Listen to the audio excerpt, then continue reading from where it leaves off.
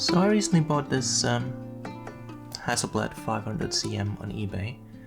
I'd wanted one since forever and a good deal came up, so I jumped at the opportunity. It didn't come with a lens, unfortunately, and I was finding it rather difficult to source one.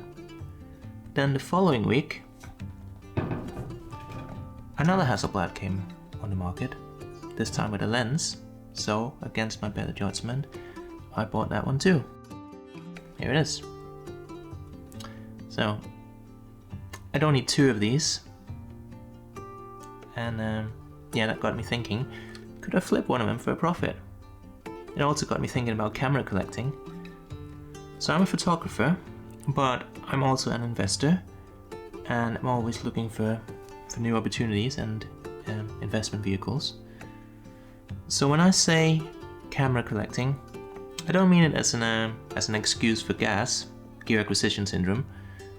Chances are that most camera equipment, especially new equipment bought today, won't hold any value whatsoever. The technology in modern cameras is advancing so fast that the priciest camera you could get a couple of years ago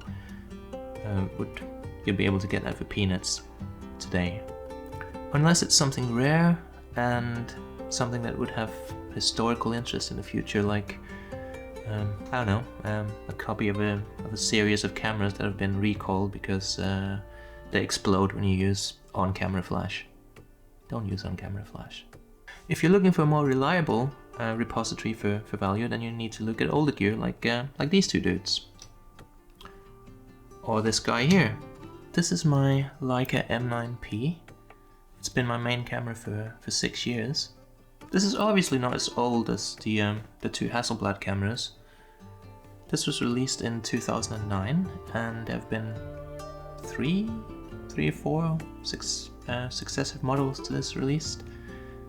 I'm not too sure, to be honest. I'm pretty sure that the latest version of Leica's M camera is the M10, but in the 10 years between that and the M9, we had one just called M. There was a Type 240 and a 260, something like that, 262. I don't really keep track of this stuff, but I do know that the follow-up camera to the M9 was not a crowd pleaser. It had video recording capabilities, and many Leica shooters were upset about that, because this meant more settings and other things to worry about. The Leica M is a minimalist camera. The M is not for minimalists. I don't know what it's for, to be honest, but it should be for minimalist, I think. Most Leica photographers, they love their Leica cameras because of their simplicity. You pick it up, set your aperture, set your shutter speed, and you shoot. On the Sony camera I'm using to film this video, I've got 20 flipping menus with another 20 sub-menus, and it's just... So Leica listened, and they made the subsequent models more simple and true to the Leica aesthetics. So that's one reason why the M9 is still really popular today. It's an 18 megapixel camera, which is not a lot by today's standards, but many photographers just prefer to the new editions, or they don't want to spend $10,000 on the very latest offering.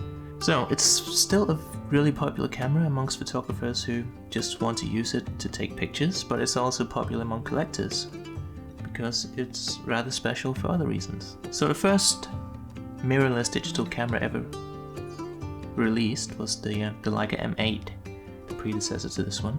It had a crop sensor, and at the time Leica was saying, well, you know what, this is as good as it gets. We can put a full frame sensor in a mirrorless camera, but you know what, they went ahead and they did it anyway. And that was the M9, the world's first full frame mirrorless camera. So that's history right there, and one of the things that will always add value to a collectible artifact is it historically significant. Once you're looking at a camera that's popular with collectors, the overall condition of it is obviously important, but the serial number can add a lot of value too. This of course goes without saying, but the camera with serial number 00000005 in poor condition would almost certainly command a higher price than my camera. with its serial number in the 4 million range. Sometimes there's a lot of information contained within the serial number as well. I'm not talking about Leica cameras here, this is just in general. A serial number with a certain range might indicate that the product was made at a facility different to the facility where most of the products by the company in question would have their production line. Another serial number might indicate that it was one of the last products made by a company before they were sold to a new parent company. This could also be of significance, even if the actual product and the quality of it remain the same. It's the little details. Let's look at the Hasselblad cameras again. So I'm pretty sure I'm going to sell one of these.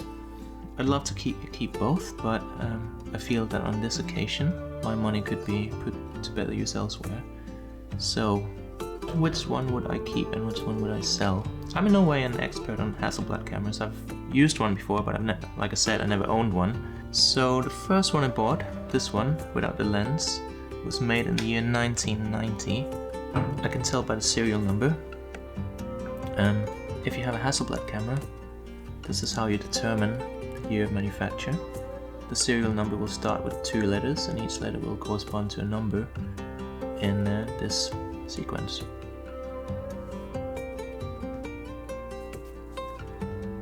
So this one, serial numbers here, starts with ES, which translates to 90. So this was made in 1990.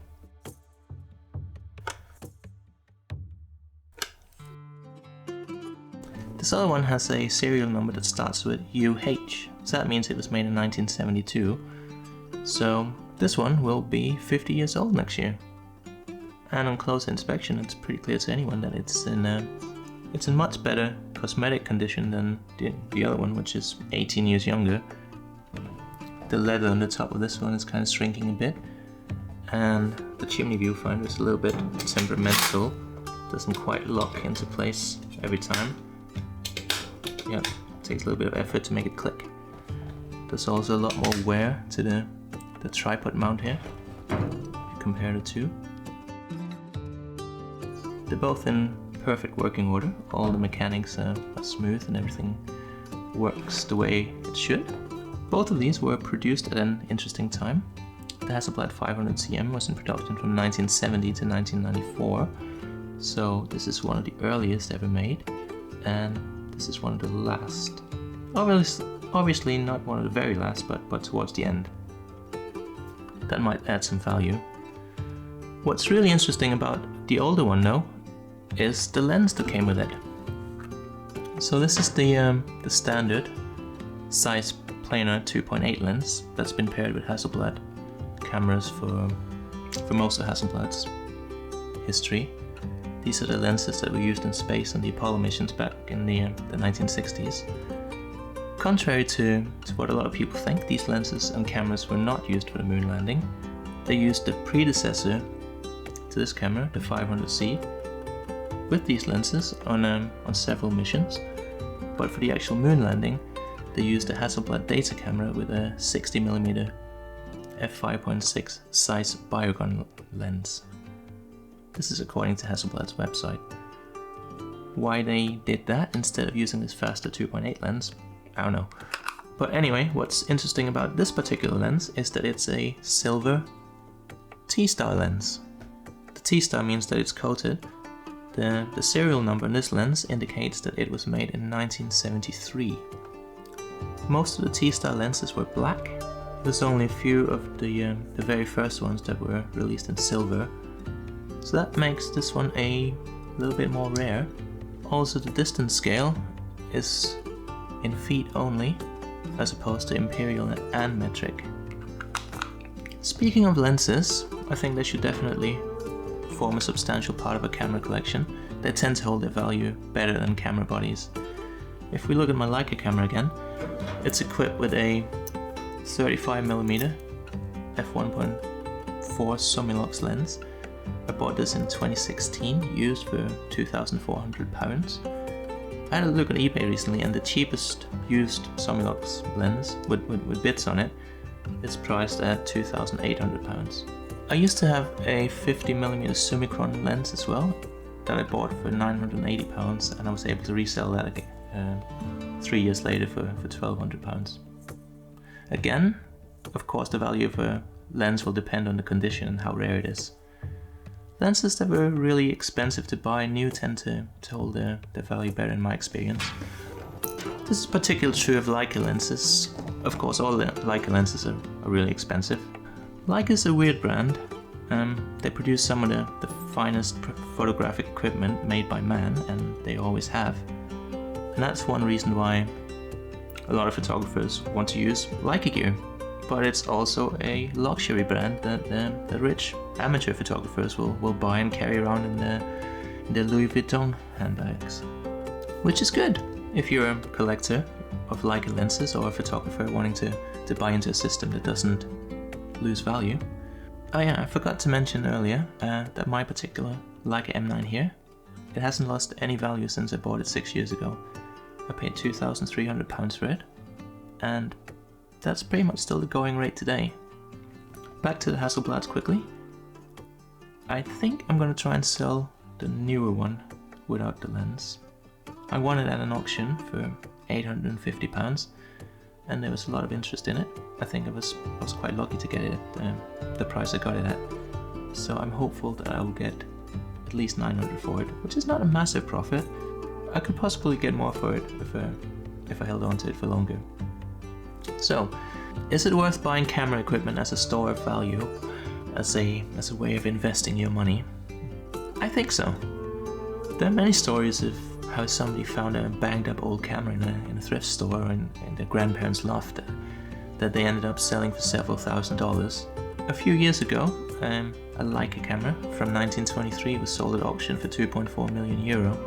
I'm not saying that finding valuable camera equipment is a common occurrence, or that any piece of equipment bought new today might be worth something in the future. But if you know what to look for, then you could very well be buying something that would appreciate in value if you hold on to it and take good care of it. Or at least that's what you can tell your spouse the next time you want to treat yourself to some new gear.